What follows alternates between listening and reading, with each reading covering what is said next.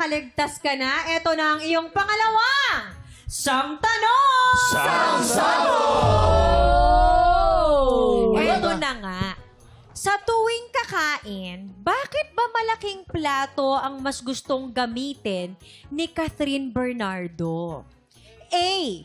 Para may space para sa mga sausawan, kalamansi, sili, or letter B, para daw kasi hindi maghalo yung kanin sa ulam. Anong masasabi nyo? Ay, nako! Parang teacher. Alam yan. Ay, nako. ikaw na. Jared, Okay. Allen, ikwento mo na. Ito kasi yan. Hindi ko makakalimutan yan. Malaking plato. Malaking plato. Malaking plato kasi nasa shoot kami noon ng Oo. isang brand. Tapos yung mga plato, Oo. naroon Tapos lahat. maraming mga plato. Oo. Sobrang daming pagkain. Oo, dami. Kumakain kasi ako noon since lumaki ako sa probinsya. Ayun. Wala akong paki kung sama-sama yung mga pagkain. Pinagsasama-sama ko. Ayun. Pero napatingin ako kay Ate Catherine kasi nahiya ako. Ano? Kasi malaki yung plate niya kasi nakaayos yung mga food niya. Ayaw niya nagsasama-sama. Ayaw niya. nakaayos So, ikaw, Kuya Jeric, di ba nakasama mo siya? Oo, nakasama ko rin siya. Ganun nga din. Ganun din. Ang laki parang isang batya yung plato eh. Batsa. Botshot. Para maglalabas siya. Hindi naman. Hindi naman. Kasi nga pinag-iwalay niya. Oh. Tapos pagkatapos nun, bigla niyang Kinuha yung plato. kinuha yung plato. Yun. Tapos ginawa niya, gininita niya, ginawa niya. O tapos, Tapos kumuha siya ng Dark pin. Ayaw dark pin. Pagkatapos, Tapos hindi pa ito natapos. Di ba natapos? Pumunta pa siya ng dagat. Oh. Nag-skating siya sa dagat. Gamit ang niya yung plato. Grabe naman yun. Kaya pala. Ano masasabi mo, Lovely, sa mga pinagsasasabi nitong mga to? Nagsayang lang kayo ng oras. O, ayan. Pakinggan natin itong mga girls. Mukhang meron silang ibang gimmick dito. Ganito ang totoong nangyari. Lights, camera, action. Kumakain si Catherine Bernardo sa isang malaking plato. Ay, parang ginagaya tayo. Kumakain si Muntik mo- Catherine Bernardo sa isang malaking plato para may bukod na space yung mga sausawan, yung mga sile, yung patis. Katulad nito. Suka. Ayan. Suka dito. Tapos magkakamay. And cut. Oh, ito na, Lovely. Grabe itong mga nangyayari sa paligid natin. Talagang litong-litong tayo sa mga isasagot. Anong masasabi mo? Anong sagot? A! Sorry. Ano ba yung A?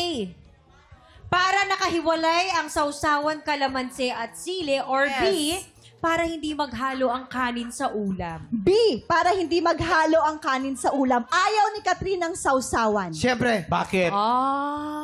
Bakit? Secret. Bigyan mo kami ng clue. Secret lang. Okay, maganda yan. Okay. Mahusay magtago ng sikat. Malalaman natin! Kabog ba o sabog? Alamin natin in... 5, 4, 3, 2, 1. Ang galing! Napaka-professional.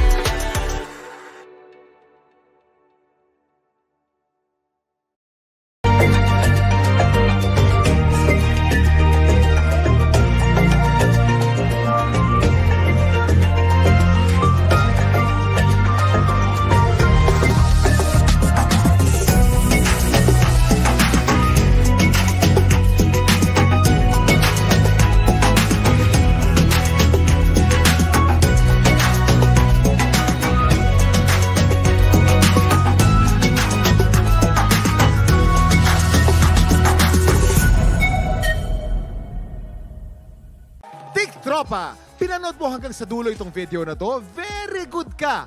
For more happy time, watch more TikTok Clock videos on our official social media pages and subscribe to GMA Network official YouTube channel.